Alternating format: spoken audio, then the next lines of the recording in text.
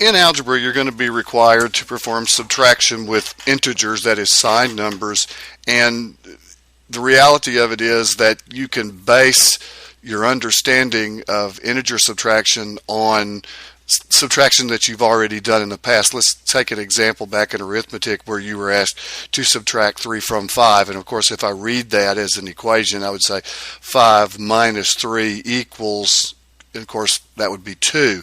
I'm removing 3 units from a group that contains 5 units, and if I remove 3 out of the 5, I'm left with 2.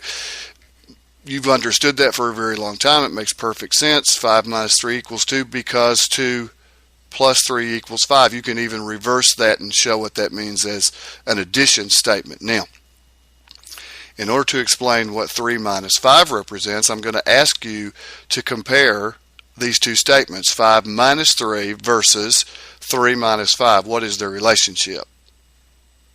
There's exactly, one explanation. These are exact opposite statements, or they are inverse statements. That's what math term is used to represent this relationship. 5 minus 3 is the exact inverse or the exact opposite of 3 minus 5. Well, if 5 minus 3 yields a positive 2, then 3 minus 5 must yield the exact opposite of a positive 2, and what is that exact opposite? It's negative 2. There's lots of different analogies that go along with that. When we say 5 minus 3, we're saying on the number line, let's start at 5 and subtract 3. That's essentially telling me to move 3 units to the left, and you say, well, why do I move to the left? Because anything associated with a negative or a subtraction, as long as it's separate, is movement to the left. I can take that to look at the statement 3 minus 5 and say, on a number line, just start at 3, that is positive 3 units to the right of 0, and then subtract 5 means move a total of 5 units to the left. Well, in doing that, you pass through 0 and you end up at negative 2. So once again, positive 3 take away positive 5 equals negative 2.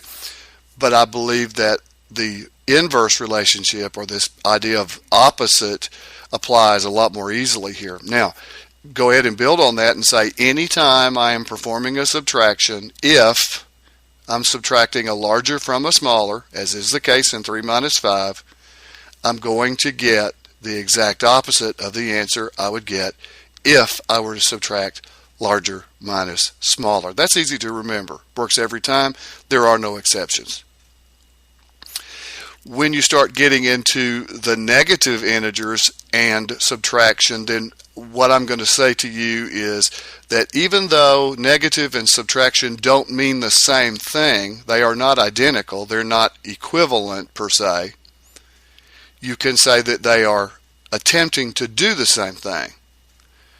Negative 4 minus 6 equals negative 10 because if I start at the negative 4 position on the number line and I say go ahead and subtract 6, I'm telling you to move 6 units further to the left, because both negative and subtraction, when treated as separate entities, mean go to the left.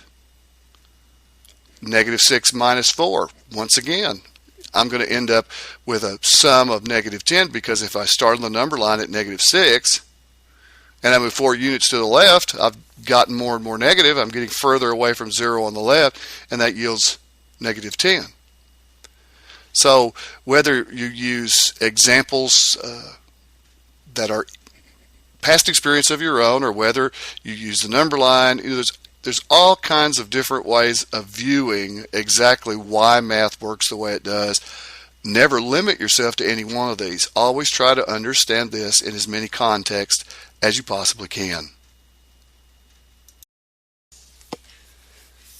Another scenario that you're going to encounter when working with subtraction in algebra is this idea of the subtraction of a negative number.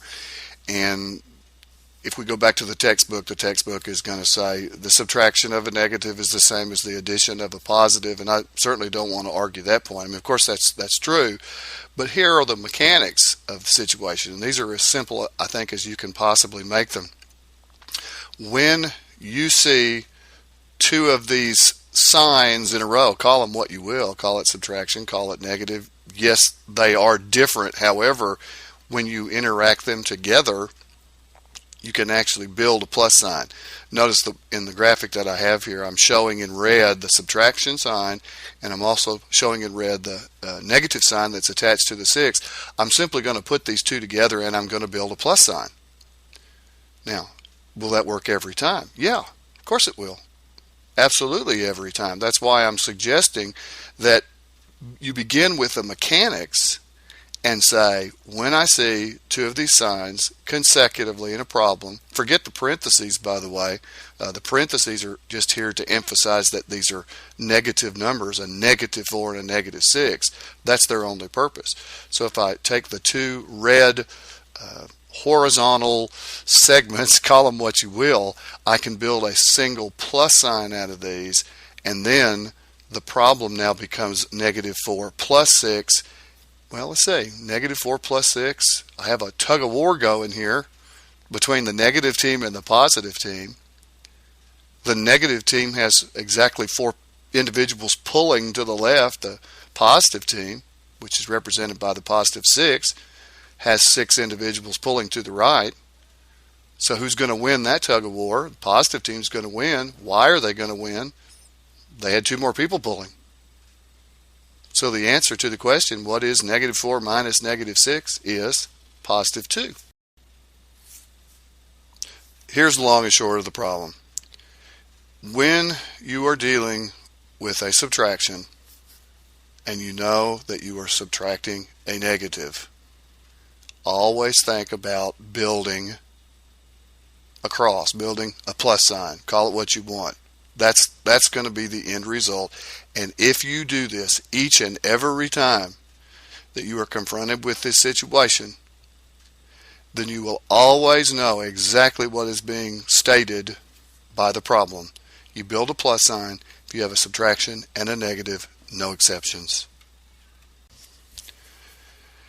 You need to have faith in some of the occurrences that you see in math. You need to understand that when we say that this happens every time, all the time, there are no exceptions, that's a very valuable tool. So I'm going to show you 3 examples that you might perceive as being different, but in reality they are all the same. Starting with 7 minus a -5. If I use the occurrence of the subtraction and the negative sign to build a plus sign, this means 7 plus 5. Of course, 7 plus 5 is 12. When I have -3 minus a -6, once again, I'm going to build a plus sign out of the subtraction and the negative. That becomes -3 plus 6. In a power struggle between the negative team, which has 3 members pulling, and the positive team, which has 6 pulling to the right, I know that the positive team wins because it has 3 more individuals. And then finally, 0 minus a -14 becomes 0 plus 14, or 14. And my idea is not to try to supersede or try to do away with the rules in math, because they're good. They're very valuable later on when you get into much more complicated situations, much more complex problems. I mean, there's all kinds of reasons why these rules are good to know. Understand them, though, on a concrete basis first, and then use that knowledge to prove to yourself why the rules that exist actually apply each and every time we run into an algebra problem.